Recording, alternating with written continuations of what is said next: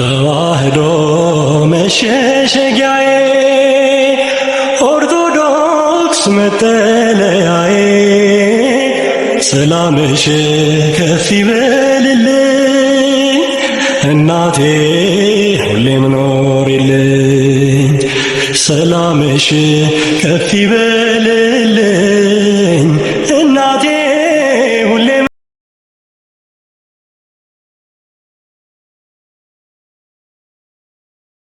በስም አብ ወወልድ ወመንፈስ ቅዱስ አሐዱ አምላክ አሜን። ሰላም ተወዳጆች እንደምናላችሁ። እኔ የፍጥረት ሁሉ ባለቤት እግዚአብሔር ይመስገን በጣም ደህና ነኝ። ተወዳጆች እንዴት ናችሁ? መቼም በእያንዳንዱ ዘመን በእያንዳንዱ ጊዜ የማንሰማው ጉድ የለም።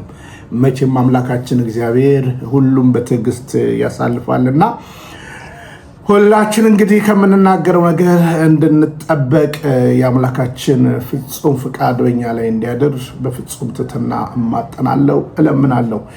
ዛሬ እንግዲህ ጠንከር ያለ ሐሳቦችን እችራለሁ። ጠቅላዩን የማልቀበልባቸው ወሳኝ ሐሳቦች በሚል ትላንትና በፓርላማ ከተናገሩት የቅጥፈት አያሌ ቃላቶች መካከል አንዱን የተወሰኑትን መዝዤ የምናገረው ይሆናል። ይልቁኑ እኔን ማልደራደርበት ሁለት ነገር ኢትዮጵያዊነቴ ይልቁኑም ሃይማኖቴ እላለሁ። ለጠቅላዩ ሃይማኖት ቀላል ነው። ይልቁኑ እስልምናና ክርስትናን ለማቀራረብ የሚጥሩበት እንደ ቀላል ነገር የሚያደርጉበትን ነገር እናስባለን። በትምህርትና በያንዳንዱ ነገር እስልምናና ክርስትና የሚገናኝበት ነገር የለም። ክርስቲያን የተባለው እንኳን ፕሮቴስታንቲዝምና ኦርቶዶክስ ተዋህዶ ቤተክርስቲያን የዛሬ 5 ዓመት እኔ ያለኝን ሐሳብ ነው እኚህ ጠቅላይ ሚኒስትር ቁጭ ብሎባቸው ያለውና ቀረብ ስንል እውነተኛ የክርስቶስ ቤተክርስቲያን እውነተኛ ሃይማኖት የክርስቶስ ተብላ የምትጠራ አንድ ናት። እሷም ኦርቶዶክስ ተዋህዶ ናት። ይህንን በፈለከው መሟገት ይቻላል። ይልቁኑ ግን አንተ ከእስልምና ጋር ለታሙጋሽ ይልቁኑ ደግሞ ቀዳሚ እውነት አስመስለ የምትናገረው የእስልምና ሃይማኖት ስታነሳ እኔ አፍራለሁ። እንግዲህ እነ አልነጋሺ በ615 የነበረው የታሪክ እውነት ሁላችንም ይጠይቀን እንላለን። እንግዲህ በዛ ዘመን የነበሩትን በአክሱም ስርወ መንግስት ሀገር ስትስተዳደር የነበረውን ነገር ታሪክ ዘግቦታል። ከአረብ ሀገር የተባረሩና የሸሹ በነብያቸው መካከል በየትኛው ነብይ እንዴ አናስበውም፣ የቤተክርስቲያን ነብይ ብለን አናስበውም። ራሱን በራሱ ነብይ ብሎ የጠሩትን ወይም የጠራውን መሐመድን ታሪክ ማጥናት በቂ ነው፣ እንዴት ተቀብላ እንዳስተናገደች። በእርግጥም ጠቅላዩ በጣም የተቀበጣጠረ ነገር ሲናገሩ ሰምቻለሁ። ስለዚህ 2 የመንግስት ቢሮ ወይም 3 የመንግስት ቢሮ የንጽጽር መልእክቶችን በተደጋጋሚ ላምጣና ጠንከር ያለ ምልከታዬን ላስቀምጥላችሁ። የመጀመሪያ የጠቅላዩ ንግግር፣ ሁለተኛ የኮሚኒኬሽን ቢሮ ንግግር፣ ሶስተኛ የጦር ኢታማጆር ሹሙን ንግግር በተከታታይ ላሰማችሁና ከዛ በኋላ በቃላቸው መሰረት ሁሉንም እንሰፋቸዋለን ማለት ነው። እንሰፋቸዋለን ምክንያቱም መሰፋት ስላለበት። ውሸታም ካላልከው ዝም ብሎ ያድጋል እና ጠቅላዩ እንግዲህ ተቀጣይ መሪ ምን ይለኝና ያዙ ይልቀቆኝ። አይዞ ስልጣን በእግዚአብሔር እጅ ነው። እግዚአብሔር አንተን ሊቀጣክ ይችላል፣ በቃ ሊል ይችላል። ምናልባት አጨብጭቦ የመረጠ ህዝብ ሊኖር ይችላል። አጨብጭቦ አብልተው ጥቂት የማጭበርበር ነገር ተሰርቶ ወደ መንበር እንደገና እንድትመለስ ሆኖ ሊሆን ይችላል። ግን የጽዋ ይሞላል፣ እግዚአብሔር ይመጣል እና 3ቱንም ቪዲዮዎች በተከታታይ እንስማና እንመለስ። ባለፈው 5 ዓመት ምርጫ አሸንፈን ታስታውሱ ከሆነ አጠቃላይ ዓለም ላይ ባለው ፖለቲካል አውድ የበዓለ ሲመት ብለን እንግዶች ጋብዘን አክብረን ነበር። በሚቀጥለው ጊዜ ግን እንደዛ አይነት ጊዜ ማባከን አስፈላጊ ነው ብዬ እኔ አላምንም። ብዙ ጥያቄዎች ስላሉ እግረ መንገድ መልስ እንዲሆን ብዬ ህዝቡ ባለፈው በምርጫ ስራ ስሩልን ብሎ መርጧል። ፓርላማ ጠዋት የሚመርጠውን ከመረጠ በኋላ ወዲያ ወደ ስራ መግባት እንጂ እንግዳ ስንቀበል እንግዳ ስንሸኝ ጊዜ ማባከን አስፈላጊ አይደለም። ይሄ ባህል በሌሎች ሀገራትም ቢቀር ጥሩ ነው። መዘጋጀት የሚገባው ለምርጫው ነው። ካሸነፍን በኋላ ዘለው ወደ ስራ እንጂ ለድግሱ የሚጠፋው ጊዜ ቢቀር ነው የሚሻለውና ጥያቄ ያላችሁ ሰዎች እግረ መንገድ መልስ እንዲሆናችሁ ብዬ ነው። የሚጋበዝም የለም የሚደገስም የለም፣ ስራ ይቀጥላል ማለት ነው።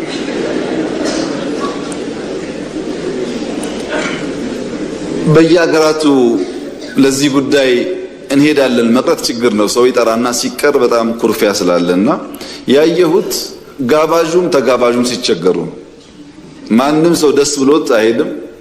የሚቀበለውም ይሰቃያልና እኛ ሰው ከምናሰቃይ እኛም ከምንሰቃይ ቡናችን አፍልተን ፈንድሻችንን ቆልተን እንደተለመደው ብናሳልፍ ይሻላል።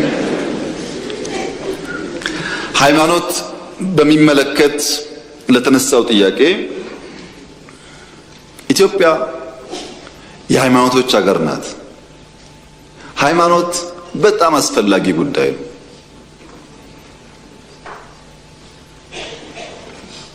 ሀገር በኢንፍራስትራክቸር ብቻ አትገነባም። ሱፕራና አልትራስትራክቸር ለአንድ ሀገር በእጅጉ ያስፈልጋል። ሱፕራና አልትራስትራክቸር የሚገነቡ ባህሎች፣ ትውፊቶች፣ እሴቶች የሚገነቡ ተቋማት ለኢትዮጵያ ያስፈልጋሉ። አጋጣሚ ሆኖ ኢትዮጵያ ውስጥ እንደመታደል ነው አብዛኛው ሕዝብ የሚከተላቸው ሃይማኖቶች 90% የተቀራረቡ ናቸው። ለሁሉም አደምና ሐዋ እናትና አባት ናቸው። ለሁሉም አብርሃም ኢብራሂም አባት ነው።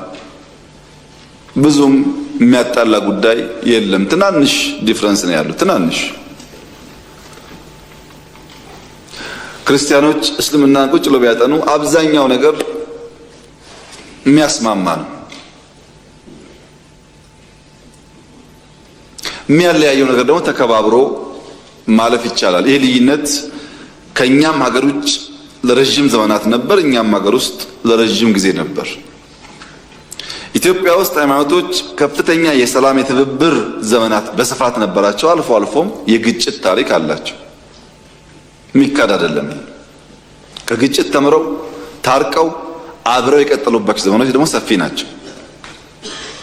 በዓለም ላይ አጠቃላይ ያለው ግጭት 4 መንስኤ አለው። አብዛኛው ግጭት አንደኛው መንስኤ ብሔር፣ ሃይማኖት፣ ርዕዮተ ዓለም ነው። በብሔር ምክንያት፣ በሃይማኖት ምክንያት፣ በርዕዮተ ዓለም ምክንያት ግጭት ይፈጠራል። አንደኛው ነው። ሁለተኛው የኢኮኖሚ በላይነት ነው። ኢኮኖሚ ለመቆጣጠር የሚደረግ ትግል ነው። ሶስተኛው የበላይነት ለማስፈን ነው። ሱፒሪየር ለመሆን አንደኛ ዜጋ ለመሆን የሚደረግ ጥረት ነው። አራተኛው ግዛት ማስፋፋት ነው። እነዚህ ግጭቶች ግን አብዛኛው የሚደበቁት ሃይማኖትና ብሔር ውስጥ ነው። ግዛት ላስፋፋ ነው የሚል የለም። የኢኮኖሚ በላይነት ልቆጣጠር ነው የሚል የለም። ይህን ፍላጎት ደብቆ በሃይማኖትና በብሔር ጥላ ስር ግጭት ይፈጠራል።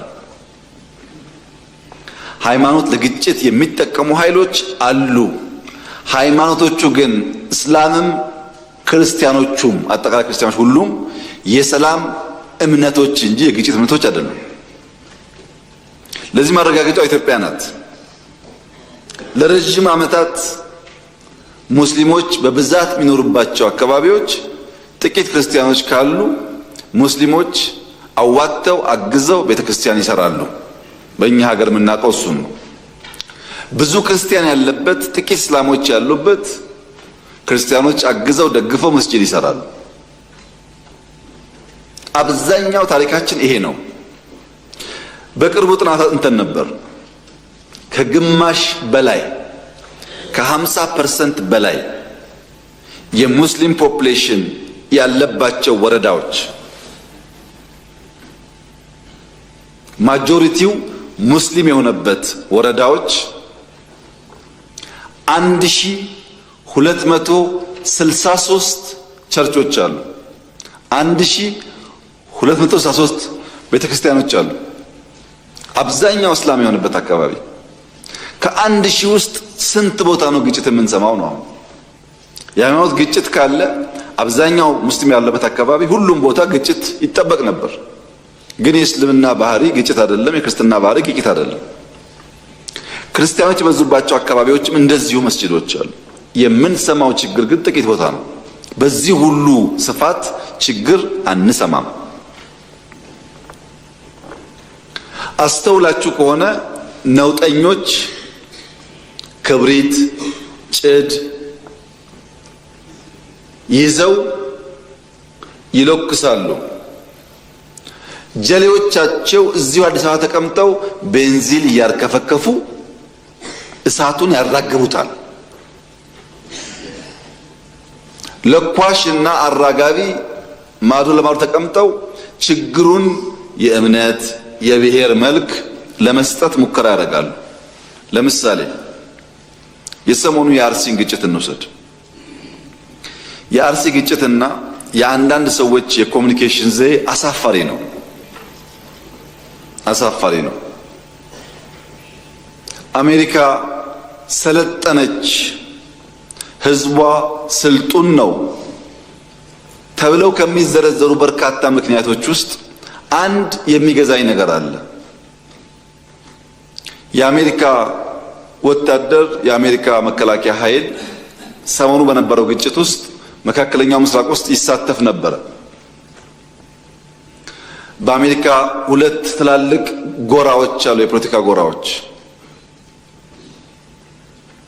ሁለቱም ጎራዎች ወይም ሁለቱም ጎራ የሚደግፉ ሚዲያዎች ብትሰሙ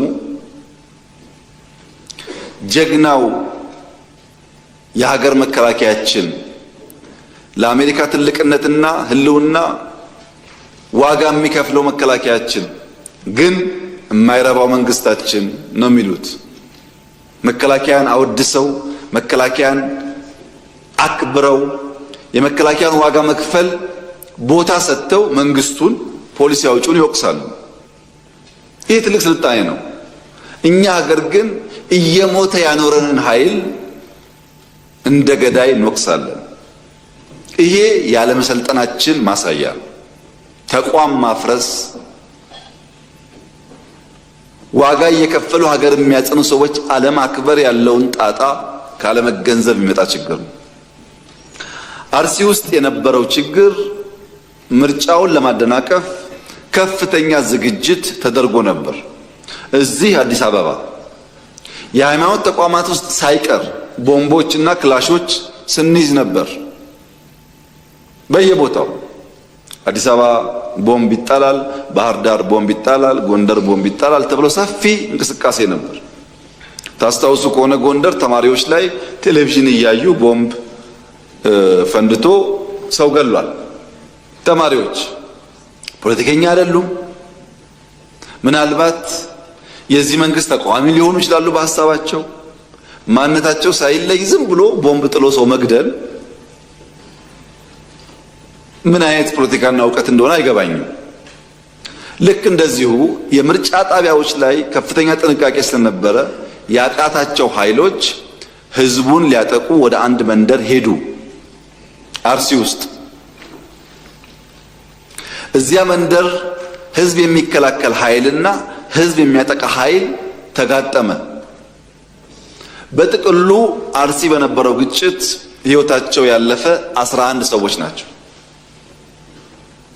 ከ11ዱ ሰዎች 8ቱ ሚሊሻና ፖሊስ ህዝባቸው እንዳይገደል ተፋልመው ህይወታቸውን ገብረው የብዙ ንጹሃን ዜጎችን ህይወት የታደጉ ናቸው። እነዚህ ፖሊስና ሚሊሻዎች ክብር አይገባቸውም? እነዚህ ፖሊሶች ሚሊሻዎች ቤተሰብ የላቸውም? ልጆች የላቸውም? ለኛ ሞተው ሲያበቁ እነሱ እንደማወደስና እንደማመስገን የነሱ መስዋዕትነት ማራከስ በብዙ ፖለቲከኞች ይታይ ነበር። አሳፋሪ ነው፣ አሳፋሪ ነው። በእርግጥ 3 ንጹሃን ዜጎች በዚያ ግጭት ውስጥ ሞተዋል። በነበረው ግጭት ውስጥ ለምሳሌ የሃይማኖት መልክ መስጠት ታስቦ ነበር፣ ግን እዚህ ውስጥ ሙስሊሞች ሞተዋል። ባይዘው ሙስሊሞች የሞቱት በንጹሃን ዜጎች ብቻ አይደለም። ህዝብ ለመታደግ እየተፋለሙ የሞቱ ሚሊሻና ፖሊሶች ሙስሊሞች አሉበት። ምን ነው የሃይማኖት ግጭት? ሰው እንዳይመታ እየተዋደቀ ያለን ሰው በሃይማኖት ጥላ መውቀስ ተገቢ ነው? ነገሩስ በወጉ በቅጡ ሳይገነዘቡ ማራገብስ ተገቢ ነው? ይሄ አይጠቅመንም። ከዚህ የሚገኝ ፖለቲካል ትርፍም አያዋጣም። የሞተው ወንድማማች ነው።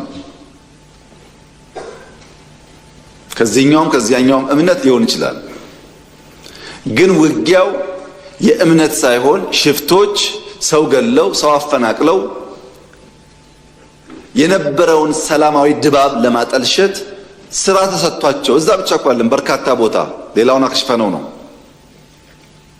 ያደረጉት ሙከራ ውጤት ነው። በዚያ ቦታ ላይ ህዝባቸውን ለመታደግ መስዋዕትነት ለከፈሉ የፖሊስና ሚሊሻ አባላት የተከበረው ምክር ቤት ክብር እንዲሰጥልኝ በትህትና ጠይቃለሁ።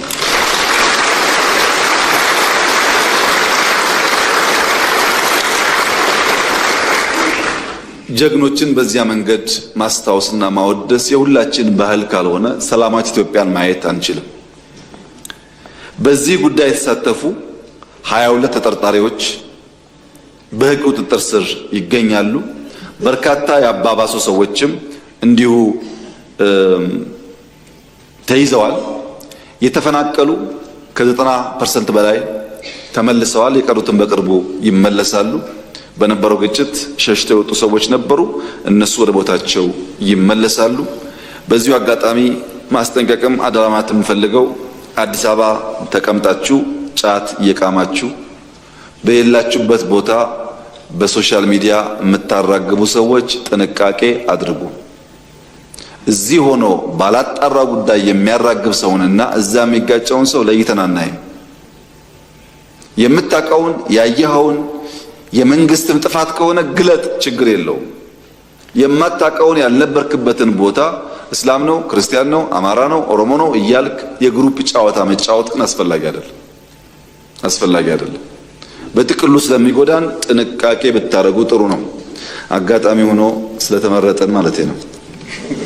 የአርሲ ዞን ጥቃት ስንመለከት ዘርዘር ባልከን ስንመለከተው አሶኮ ወረዳ ላይ ደለታ ጨፌ ቀበሌ ላይ በተደረገው ጥቃት ይህ በሌላ አካባቢ ምርጫን ለማደናቀፍ ሲሞክር የነበረው ጽንፈኛው ሽብርተኛው የሸኔ ቡድን እዛ አካባቢ ላይ ያሉትን ላይ በመጀመሪያ ግጭት የፈጠረው ከአካባቢው ካሉት የጸጥታ አካላት ጋር ነው፣ ከሚሊሻና ከፖሊስ ማለት ነው። ይህ የሚያመላክተው በእለቱ ቀን 5 የሚሊሻ አባላት 3 የፖሊስ አካላት ተሰውተዋል። ይህ የሆነ ያለ ግን እነዚህ የሚሊሻ አካላትና የፖሊስ አካላት ከዚህ ጽንፈኛ ቡድን ጋር እየታገሉ ባሉበት ሁኔታ ከአካባቢው ሰው እንዲሸሽ ብዙ ስራ ሰርተዋል። ያም ሆኖ ግን በዛው ወረዳ 4 ሲቪሎች ተገለዋል። በተመሳሳይ በቦታው ላይ በአሶኮ ወረዳ ላይ የሚገኝ አንድ የኢትዮጵያ ኦርቶዶክስ ቤተክርስቲያን የተቃጠለ ሲሆን የአንድ የመንግስት ጤና ጣቢያና የቀበሌ ጽህፈት ቤትም ተዘርፏል። 65 የግለሰብ ቤቶችም ተቃጥለዋል። ስለዚህ ከአካባቢው የወጡ የህብረተሰብ ክፍሎችም አሉ። በተመሳሳይ በሸርካ ወረዳ የሽብር ቡድኑ ታግተው የነበሩ 2 ነዋሪዎች ተገለዋል። እንዲሁም በእንቆሌ ዋቤ ወረዳም 2 ንጹሃን ግለሰቦች ገንዘብ አምጡ ተብለው ታግተው የነበሩ ተገለዋል። ይህ ሁኔታው ሆኖ ያለ ይህ መሆኑም በጣም አሳዛኝ እንደሆነ ሁሉም የህብረተሰብ ክፍል የሚያምን በመሆኑ ምክንያቱም ሰዎች ተበድለው አጥፍተው እንኳ ቤተክርስቲያንና የሃይማኖት ተቋማት ይጠለያሉ እንጂ ቤተክርስቲያንና የሃይማኖት ተቋማት የጥቃት ማዕከል መሆን ታሪካችንም እሴታችንም አያገልጸም። ይህ አሳዛኝ ድርጊት መወገዝ እንዳለበትና መንግስትም በጽኑ ያወገዘው እንደሆነ የገለጽም ግን ጉዳዩ ላይ ፋክቶችን ለማዛባትና የተለየ ቅርጽ ለመስጠት የተካሄደውን ሁኔታ ግን በጣም በጽኑ እናወግዛለን፣ እንደ ሰላም ሚኒስተር ማለት ነው። ጉዳዩ በልኩ መታየት አለበት የሚል ጽኑ እምነት አለን። አዎ ጥቃት ተፈጽሟል። አሳዛኝ ጥቃት መደረግ የሌለበት። አዎ እነዚህ ንጹሃን አማኞች መጎዳት የለባቸውም።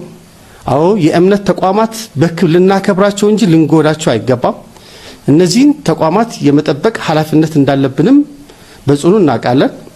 እንዲህ አይነት ኢንሲደንቶች በሚፈጠሩበት ሰዓት ሆነኝ ብለው ህብረተሰብን አብሮነት ለማፍረስ አብሮነትን ወደ ግጭት ለመውሰድ በሚደረጉ ጉዳዮች የሚመጡ ጥቃቶችን ግን በልኩ ማየት ያስፈልጋል። ስርዓት አልበኝነት የነገሰበት፣ ሰላምና ልማት የጠፋበት፣ ዳር ድንበር መከላከል የማይቻልባት አገር ሉዓላዊነቷን ያጣች እርስ በርሱ የሚተላለቅ የውጭ ጠላት እንደፈለገ ገብቶ ዜጎቿን የሚያጨርስበት የሞት የመከራና የሰቆቃ ሀገር እንደሆነች መወሰድ ይገባዋል። እንግዲህ ተወዳጆች ከላይ እንዳያችሁት የጠቅላዩ ንግግር አለ፣ የኮሚኒኬሽን ቢሮ ንግግር አለ፣ እንደገና ደግሞ የጦር ኃይሎች ኤታማዦር ሹሙ የተናገሩት ንግግር አለ። ማንን እንመን? በዚህ ጉዳይ ላይ እንግዲህ ልባችንን ከሚሰብረው የጠቅላይ ሚኒስትር አብይ አህመድ ንግግር በመጀመሪያ ደረጃ እንደ አንድ መሪ የውስጥና የውጭ ተግዳሮቶችን ለይቶ ያለማወቅ ትልቅ የእውቀት ጋፕ እንዳለብህ እናውቃለን። በመጀመሪያ ቅድም 4 ብለህ የደረደርካቸው የግጭት መንስኤዎች የውስጥና የውጭ ተብለው ይቀመጣሉ። የውጭ ተብለው እና የውስጥ ተብለው የሚቀመጡትን አንተ አምታተህ መርጅ አድርገህ ያወክ መስሎ 1 2 3 ብለህ በአንደኛ ላይ ያስቀመጥካቸው የውስጥና የውጭ ተብለው ባያሉ እና የሊደርሺፕ እጦት መቼም ገመቺስና ፕሮፌሰር ባደግ የስራችሁን ይስጣችሁ። ሰዎች ሳይማሩ ዲግሪና ማስተርስ የኮለኮላችሁላቸው የታሪክ ተጠያቂ ናችሁ ብዬ አምናለሁ። ጠቅላዩ እንግዲህ በአርሲ ዙሪያ ቅልም ያለ ቅጥፈት ሲቀጥፉ ተሰምታችኋል። ምክንያቱም 8 ወታደር እና ነው የተገደለው፣ ሚኒሻ ነው የተገደለው።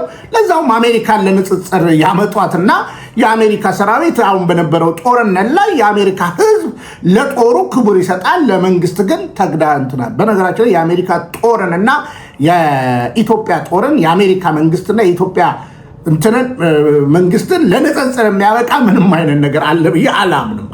በነገራችን ላይ አላምንም። መቼም አንዴ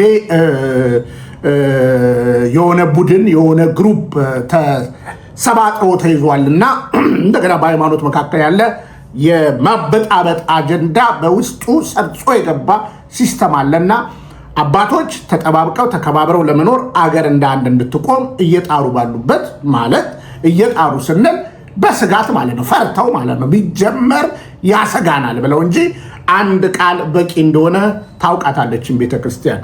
ይሁንና ግን ጠቅላይ ሚኒስትር አብይ አህመድ ሲናገር ምን አለ?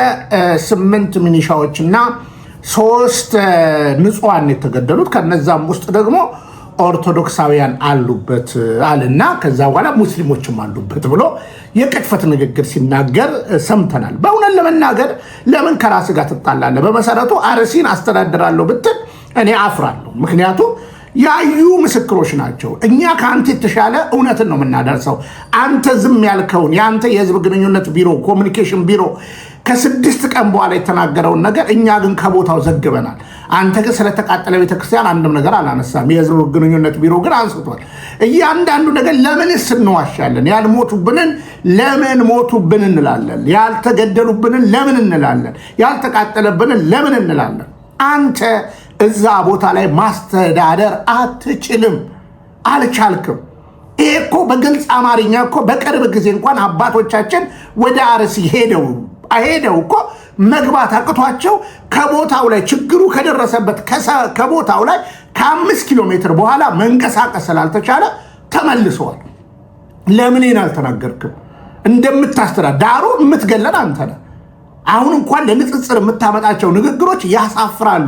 እስልምናን የበላይ አድርገህ ለማውራት የተለያየ እንግዲህ አሁን ሰሞኑን እንግዲህ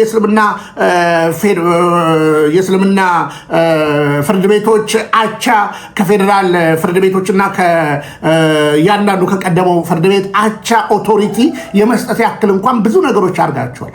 አሁን በንግግር እንኳን እስልምና እወቀው ቢመርህም ዋጠው በ615 ነው ወደ ኢትዮጵያ የመጣው። እስልምናን ስታስቲክ እናጥና ከተባለ በደንብ ልናጠና እንችላለን፣ ፈሪ ስለሆንክ እንጂ ማለት ነው። አሁን የምታነሳው ቦታ አለ። በማጆሪቲ እስልምና ያለበት ቦታ ላይ 1000 ምናምን ቤተክርስቲያናቶች አሉ። የእኛም ቤተክርስቲያንማ ትቆጥራለህ፣ ታዘጋለህ፣ ልታጠፋ ታደርጋለህ ማለት ነው። አትችላትም። እችን ቤተክርስቲያን ከንግግር ነው የሚይዘው ማለት ነው። አንተ ይሄንን ጥራት እንዴት ልታጠና ቻልክ ማለት ነው? አየህ፣ ልታጠፋት ስላሰብክ፣ ልትገል ስላሰብክ፣ ልትጨፈጨፍ ስላሰብክ እየለቀምክ ነው ያሉትን ቤተክርስቲያናቶች ማለት ነው። ስለዚህ ማጆሪቲ እስልምና ባለበት ቦታ 1000 ምናምን ቤተክርስቲያን አለ። እኛ እናውቀዋለን። በነገራችን ላይ ከዚህ በፊት እኮ ተናግረኳል በቃለ ይሄው ላሰማ። ኦርቶዶክስ ቸርች በኢትዮጵያ ውስጥ አንድ ብትሆን እሷን አቃጥሎ በቃ አለቀች ቢባል ችግር የለው። እንደምታዩት ነገሩ አንድ ሲቃጠል 10 ይሰራል። ኪሳራ ስለሆነ አክሳሪ መንገድ ባንከተል ነው የሚሻለው። አንድ ስትአጥቃጥሉ 10 ተተክሎታ ያላችሁ ብላል እስልምና። ይኸውልህ በአጭር አማርኛ እንደፈለክ እንደ ሃይማኖት ልትወስደው ትችላለህ። ፕሮቴስታንት እንደፈለክ እንደ ሃይማኖት ልትወስደው ትችላለህ። እኛን ግን እየጨፈጨፍክ በእኛ ላይ እምነት ለማራመድ የምታደርገው ነገር መቆም አለበት። ስለዚህ አትችላትም። ኦርቶዶክስ ተዋሕዶ ቤተ አይዞ አባቶችም ጓ ያሉ ቀን ታያቸዋለን። ከነዚህ አባቶች በላይ ምናልባት አሁን ያዋጡኛል ያልካቸው ራሱ ጓ ብለው ሊነሱብ ይችላሉ። በነገራችን ላይ ቤተ ክርስቲያን አንድ ደውል በቂዋ ነው ለአንተ። ከዚህ በፊት ሰምታችኋል። በየአደባባዩ ድምፁ አስጠልቶኛል ይላል። አብይ እኮ የኦርቶዶክስ ተዋሕዶ ቤተክርስቲያን ቅዳሴ ረብሾታል፣ አናውጦታል። ስለዚህ ሕዝበ ምዕመናን ስሙ። በቃሉ ነው እኛ የምንይዘው። ፓርላማ ላይ የተሳካለት መስሎ ያወራው ወሬ ነው የምንይዘው። እስልምና በዛበት ቦታ ላይ 1000 ምናምን የኦርቶዶክስ ቤተክርስቲያኖች አሉ አለ ሊያጠፋ ስለተዘጋጀ። ግን እውነት እንነጋገር ከተባለ አንተ አርሲን ማስተዳደር አልቻልክም። በነገራችን ላይ የምርጫ ሰሞን አይደለም አርሲ አካባቢ በጠበጠ የተፈጠረው። እንደኛ እኮ ስታስቲክ እኮ አወጣንና እኮ ሰራን እኮ ዓለም እኮ መሰከረ። በነገራችን ላይ ከ300 ምናምን በላይ ኦርቶዶክሳውያን በዚህ 2 ዓመት ውስጥ ተገለዋል። በዛ አካባቢ በሺዎች የሚቆጠሩ ተፈናቅለዋል። እንዴ ቀይ መስቀል ሰሞኑን ያወጣውን አላየም? የ6.8 ሚሊዮን ብር ስጦታ ይዞ ሄዶ በቦታው ላይ የተፈናቀሉ ህዝቦችን እኮ በግልጽ እኮ ተናግሯል። ምን ያህል እንደሆኑ በሺዎች የሚቆጠሩ እንደተፈናቀሉ ይታወቃል። አንተ ግን ትዋሻለህ። እርግጥ ነው ጠቅላይ ሚኒስትር እኔ አንዱ የምጠላብ ባህሪ እንትን ነው ውሸታም ነህ። ውሸታምነትን ላሳየ። ለምሳሌ እዚሁ ንግግር ላይ ብናል አሁን በፓርላማ እንግዲህ በምርጫ አሸንፈናል፣ እንግዲህ ድግስ አንደግስም፣ ያው ድግስ ደግሰን ኑ እንደገና ሁለተኛ ዙር ይሄው ቦታውን ያዝን ብለን ብንጠራ አልከን ቃል በቃል ማለት ነው ብንጠራ ያው አልፈለግንም። ምክንያቱም ሰው ቢዚ ነው። እኛም ተጠርተን ስንሄድ በቃ ደስተኛ አይደለም፣ ጠሪውም ተጠሪውም ደስተኛ። ውሸት። የህዳሴ ግድብ እኮ ማሳያ ነው። በህዳሴ ግድብ ከጠራቸው የአጠቃላይ አህጉራት መሪዎች የተገኙልህ በአጭር አማርኛ 3 ናቸው። ውሸታም ነው። ስለማይመጡ ነው። ፌክ ሊደር መሆን ያውቁታል። በነገራችን ላይ የውሸት አባት ብለውሃል። በነገራችን ላይ ዕዳ መመለስ የማይችል ሲበደር ለምኖ ለመክፈል ግን የማይችል ፌክ ሊደር ብለዋል ዓለም። በነገራችን ላይ ለዚህ እኮ G7 እኮ ማሳያ እኮ ነው። አሁን እዚህ ጋር እንደውኛ ምናምን ብለህ ተወጣጥረህ ቡናና ፈንዲሻችንን አድርገን ምናምን አይመጡልም። ይኸው የህዳሴ ግድብ ማሳያ ነው። አበል የከፈልካቸው አንዳንዶች መተውልሃል። እውነታውን መዋጥ አለብህ። ባታነሳው ስላነሳ ነው የምናስተምረኛ። አሁን ህዝቡ እውነት ነው እኮ እንደው ለእኛ ለኢኮኖሚያችን ሀሳቢ አቢቹ ምናምን ሊል ይችላል። ግን አይደለም። ጠርተህ ሆቴል ይዘህ ምናምን በሚሊዮን የሚቆጠር በጀት አከሰሩ። ትኬት ልከ ምን ብለ ያ በትንሹ የጠበቃቸው ወደ 55 ልኡካን ነበሩ። ከነዛው 3 ነው የመጡልን። ለህዳሴ ግድብ 3 ነው የመጡልን።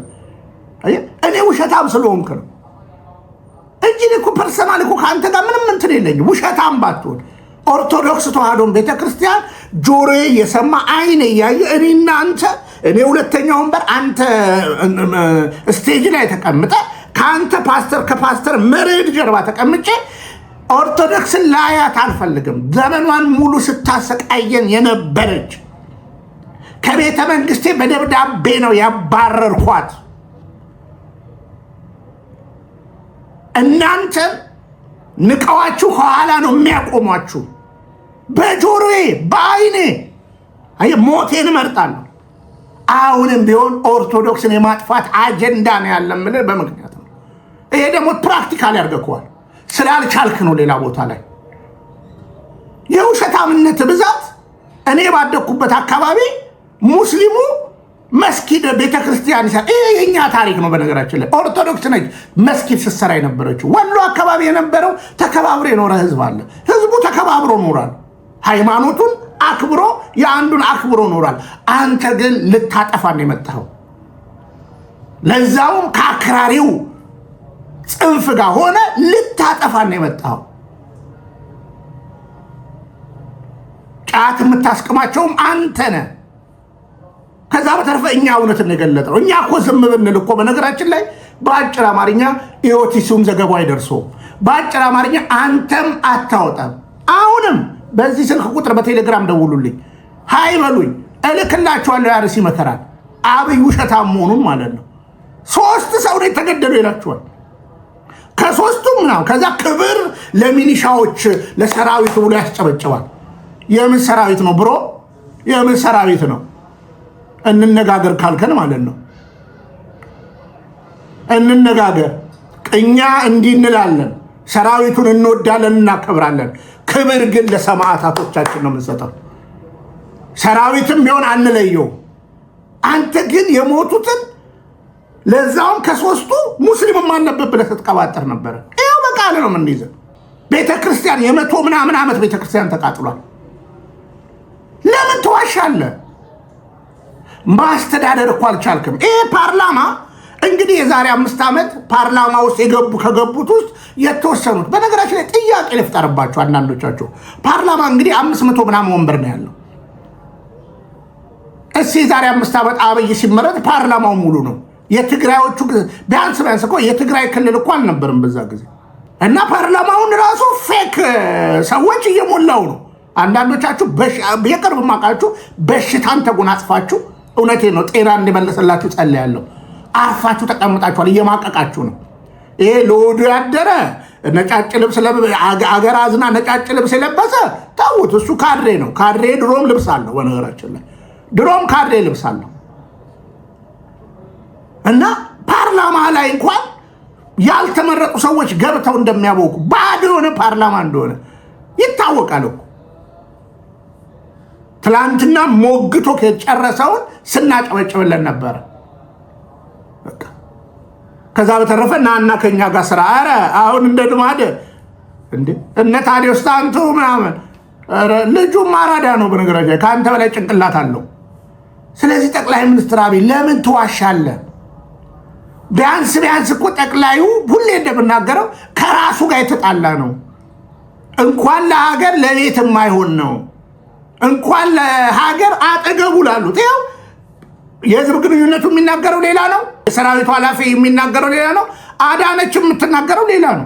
የአርሲ ዞን ጥቃት ስንመለከት ዘርዘር ባልከን ስንመለከተው አሰኮ ወረዳ ላይ ደለታ ጨፌ ቀበሌ ላይ በተደረገው ጥቃት ይህ በሌላ አካባቢ ምርጫን ለማደናቀፍ ሲሞክር የነበረው ጽንፈኛው ሽብርተኛው የሸኔ ቡድን እዛ አካባቢ ላይ ያሉትን ላይ በመጀመሪያ ግጭት የፈጠረው ከአካባቢው ካሉት የጸጥታ አካላት ጋር ነው፣ ከሚሊሻና ከፖሊስ ማለት ነው። ይህ የሚያመላክተው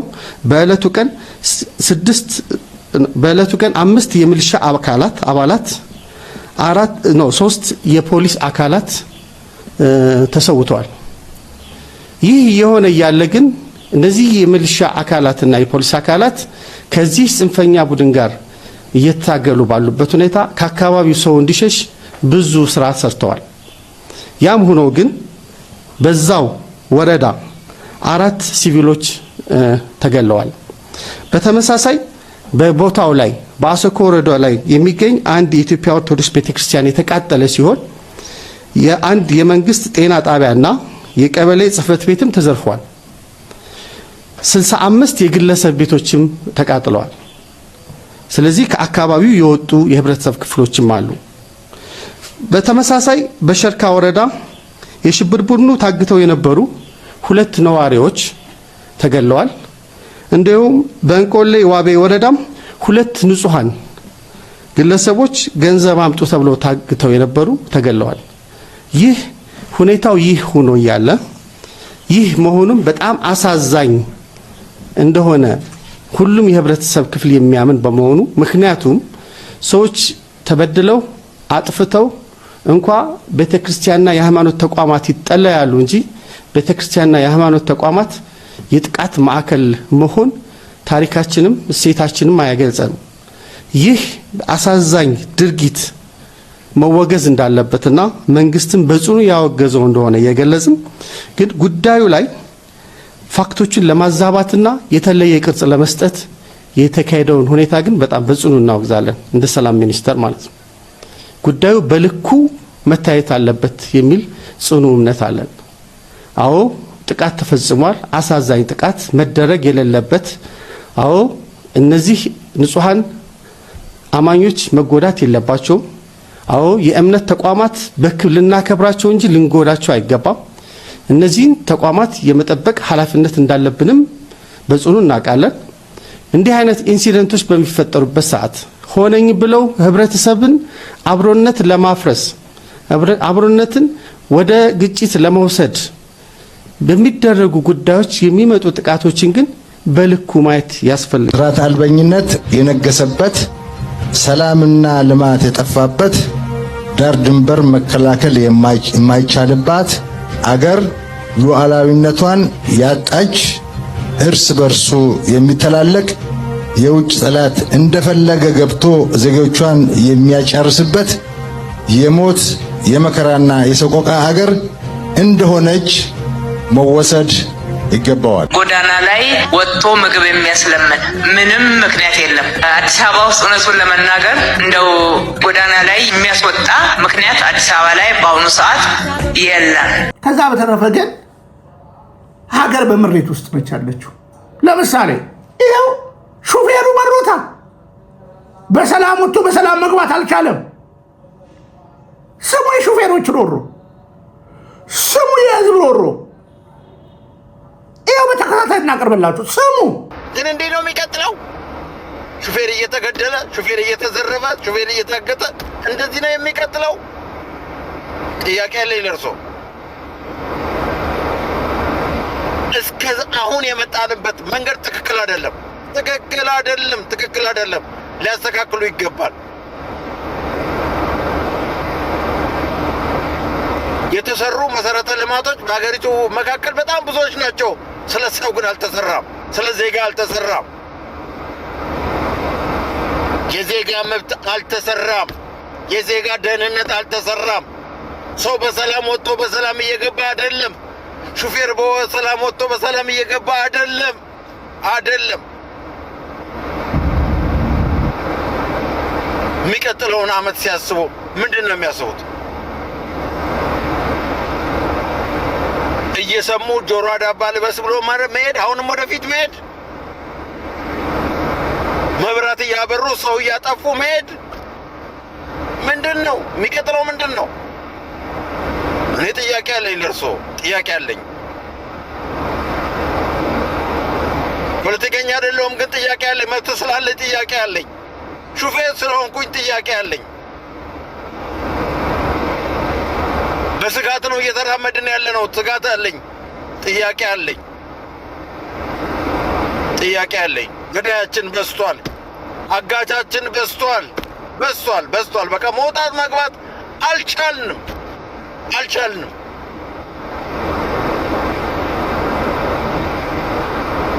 ምንድን ነው መጨረሻችን? ምንድን ነው መጨረሻችን? በእርሶ ስር ያሉ በትምህርት በትራንስፖርት ሚኒስትር ተብለው የተቀመጡማ የዛሬ 40 ዓመት መንጃ ፈቃድ ያወጣውን ሰው እስከ ዛሬ ያጠራቀማትን ጥሪቱን ለመብላት ፕላን እያደረጉ ነው ያሉት። እንደዚህ ነው የሚቀጥለው? አይመስለኝም። ግን አይመስለኝም። እንድታስቡበት ይህን እናገራለሁ። እንድታስቡበት። አንድ ተራ ሹፌር ነኝ። ሞት አንገፈገፈኝ። ወንድሞቼን ከጎኔ አጣሁ። ወገኖቼን ከጎኔ አጣሁ። በእገታ በዘረፋ ብዙ የተሰቃየን። ጥያቄ አለኝ። እነዚህ ሶስት አካል በቃ ምንም ስንጠይቃቸው መልስም ይሄ ማናገርም አይፈልጉም። ማናገርም አይፈልጉም። ለኛ በራሳቸው ቋንቋ ተናጋራቸው ይፈልጋል። የግድ እኔ ቋንቋ የነሱ ቋንቋ በዱላ አይደለም መልመድ ያለብን። በስነ ስርዓቱ የሰው ልጅ በምንለው ነገር ተግባብተህ ልትኖር እንጂ በራሳቸው ቋንቋ ይሄ ነፍጠኛ ይሄ አይነት ነገር ነው ንግግራቸው ሁላ። ስለዚህ እንደዚህ አይነት ችግር ስላለ እኛ በጣም ተቸግረናል። ሰራውም ራሱ ሰልችቶናልኛ በየደረስንበት ኬላ ላይ 500-600 ኪሎ ሜትር ስትጓዝ ኬላ ነው። ተሰቃይተናል። በቃ ተሰቃይተናል። እኛ በኬላ መዝጋቱ አይደለም ዱላ አለ። ዱላ ትመታለህ፣ ትደበደባለህ ወርደህ እና እስከዚህ አካላችን ላይ ጠባሳ እስከኛ መሳሪያ እስከማውጣት ደረጃ። ስለዚህ እንደዚህ አይነት ነው ያለው ሁኔታ በዚህ መስመር ላይ ምንም ግንኙነት በቃ መንግስትም ምንም ያደረገው ነገር የለም። እነሱ ጋርም ምንድነው ትራሽ ጥያቄ መልስ የለም። አማራ የሚለውን መታወቂያ ካየ ውረድ ነው ተመለስ ነው። ስታራግፍ ደግሞ ታጋ ማናራግፋለህ ይዘህ ተመለስ ነው። ይዘህ አንድ ነገር ካልክ እንኳን ተናገርክ ሳትናገርም ትደበደባለህ። ያ ኦሮሚያ ከያዙ አዲስ አበባን አልፎ የደቡብ መታወቂያ ከያዙ እንደገና ደግሞ በረራ ያለባቸው ካሉ አሁን በቀደም እነሱን ይዘህ ትመጣለህ አለኝ። እሺ አልኩኝ። የአማራ ትኬት የሚባል ካዩ ወይ ያስወርዳሉ።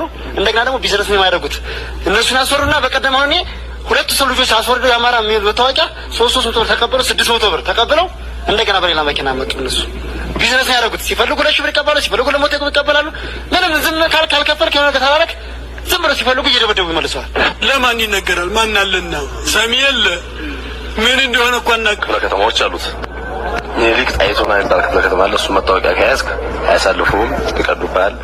አረንጓዴ ቢጫ ቀይ ባንዲራ ያለው ልብስ ከለበስክ ያስወልቁሃል፣ ይቀዱታል፣ ይሸኑበታል፣ ትደበደባለህ። በአሽከርካሪዎች ላይ ምንም ምክንያትን ሳታውቀው ማለት ነው ያለምንም ምክንያት ለምን እንደምትከሰስ ምክንያትን ሳታውቀው እና ይሄን ያህል ሰው ህዝብ እየተንገላታ እየተሰቃየ ነው ያለው። ከስሽኛ ምን ነው ሽኛ ምን ያተንግባት ይሄ ሀገራችን ኢትዮጵያ አይደለም። ምን ና እሺኛ ምንድነው ሻውኒ ምንድነው ዲያረኛው ሲም አረ በመድኃኒዓለም እሺ ይሁቴን ንቃ እናቴ ትሙት። አሁን እኔ ስለመረረኝ ነው ለዚህ ቆርቆሮ ለዚህ ዳሮጌ መኪና ይሁላ አዳዲስ አስቀይረኝ አይ ለዚህ እስቲ ፍረድ ወገን። እናቴ ትሙት የለም ተብዬ ሶማሌ ተራ ዞሬ ጥሬውን 30 ሺህ አዲስ አረ እሺ አሁን ሲሄድ በዚህ መኪና ለዚህ ዕቃ 30 ሺህ ብር ወጥቶ በዚህ መኪና መሰለች ነው 30 ሺህ ብር ማግኘት ይሄው ይሄንን ለዚህ 4 ሺህ ብር እሺ ቶ አረ እንደው መድኃኒዓለም እንደው ፍረዱ እናቴ ትሙት ይሁላ ዕቃ ቀይሬ ለዚህ ቆርቆሮ ናይ ተመልከቴ ወላልቋል። በስንት ጊዜ ሰርቼ ነው ይሄንን ገንዘብ ማመጣው? በዚህ ናፍጣ በዚህ በገንዘብ ትራንስፖርት በዚህ ከስሽኛ ምን ነው ሽኛ ምን ያተንግባት ይሄ ሀገራችን ኢትዮጵያ አይደለም። ምን አረ በመድኃኒዓለም እናቴ ደግሞ ስለመረረኝ ነው ይሄንን ቪዲዮ የምሰራው ስለመረረኝ ማለት ነው። እሺ ይሁላ አሮጌ ዕቃ ይሁ ተመልከት ይሁላ ዕቃ ቀይሬ ለዚህ እኔ አረ ወገና አረ አንድ በሉን በቃ ወይ በቃ ዋጋውን ቀንሱልን። እሺ ምንድነው እኛ ምን ነው እሺ በዚህ መኪና አረ በስመ አብ ወወልድ ወመንፈስ ቅዱስ ማበዴ ነው በቃ። ስለዚህ የሞተ ሰው የለም ብላችሁ እንደው ባትቀልድብን። መቀለዱንስ ቀልድ እኔ ይገባኛል እኮ ፓስተር አንተ አሁን የምትናገረው ፌክ ፓስተር የውሸታሞች ፓስተር ንግግርን የውሸታም እረኛ ንግግር ነው የምትናገረው።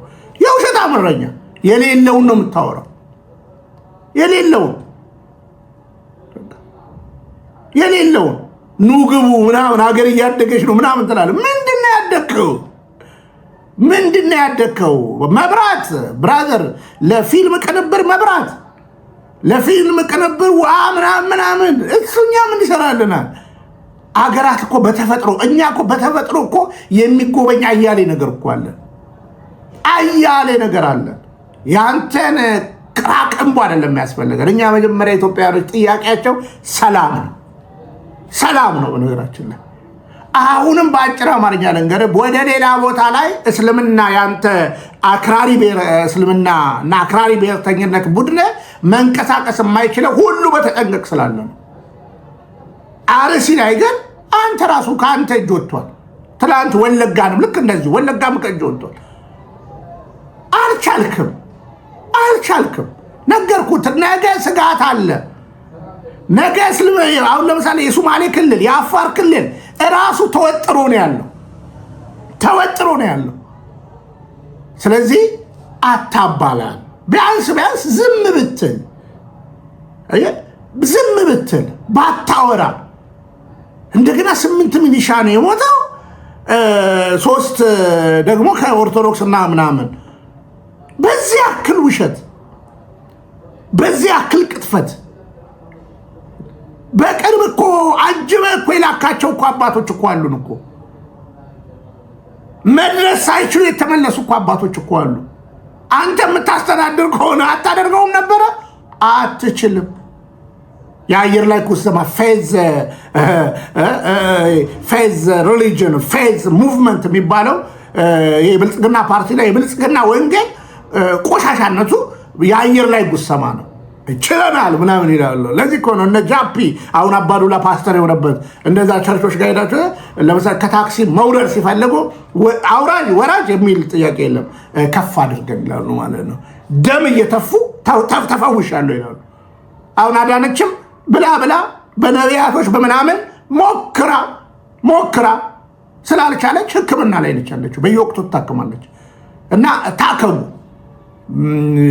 ሆነን ነው የምነግራችሁ መቼም ህዝብ ተዘርፎ አልቋል ታከሙ በህዝቡ ታከሙ እና እያንዳንዱን ነገር በውሸት ላይ የቆመ ስለሆነ የውሸት ቤት ምክንያቱም በአሸዋ ላይ የተመሰረተ እድሜ እንደማይኖረው ሁሉ አሁን አርቲፊሻል ብርቅርቅ ነገር አድርጋል ግን እኛ በለቅሷችን በሐዘናችን ላይ አትቀልድ ህዝቡ ላይ ቀልድ ተስማምቶት ለሚኖረው ቀልድበት እኛን ግን አትግደለን ነው እያልን ያለነው ከዛ በተረፈ እስልምናን ለማግነን የምትሄድበት ነገር እኛ ያሳፍረናል ቆጥረ ጨርሳል ቤተክርስቲያናቶቻችን ከዚህ በፊት ተናግራል ደብዳቤዎቻችን የሚወጡትን ተናግራል በአንድ ዓመት ጊዜ ውስጥ 300 ምናምን ደብዳቤ ወጥቷል ብለናል ትከታተለናል ተናግረናል እኮ ከዚህ በፊት አዲስ አበባ ላይ 168 ቤተክርስቲያን እየታነጸ ነው ብለናል ተናግረናል እኮ አንድ ቤተክርስቲያን ስታፈርሱ በአንዴ 10 ይሰራል ብለናል አልቻልካትም ስለዚህ አታጥፋ መልእክቴ ነው ለውሸት ለዚህ ቅጥፈት